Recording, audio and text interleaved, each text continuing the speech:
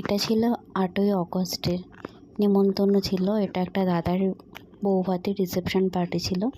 তো আমি বাবা বেরিয়ে গেছিলাম। মায়ের শরীরটা অতটা ভালো ছিল না, মা অতটা বিয়েবাড়ি বলে বা কোনো অনুষ্ঠান বাড়ি অ্যাটেন্ড করে না, কিন্তু আমি বিয়েবাড়ি টিয়েবাড়ি যেতে খুব ভালোবাসি।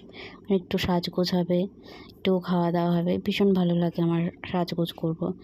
তো সেই মতো বাড়ি থেকে রেডি হয়ে শাড়ি পরে বেরিয়ে গেছিলাম আমি বাবা। তো ফার্স্টে দেখিয়ে দিলাম কী কী।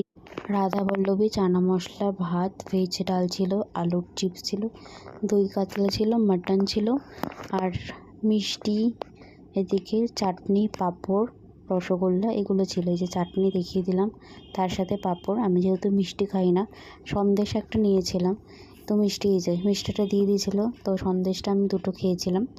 আর যেমন আইসক্রিম হয় সেরকম আইসক্রিম।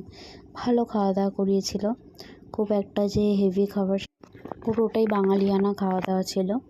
এই যে চাটনি, পাঁপড়, মিষ্টি, দই। এখানেই ভিডিওটা ক্লোজ করলাম। আমার ভিডিওগুলো তোমাদের ভালো লাগলে সাবস্ক্রাইব করে দিও আমার চ্যানেলটাকে, আর পাশে থেকো।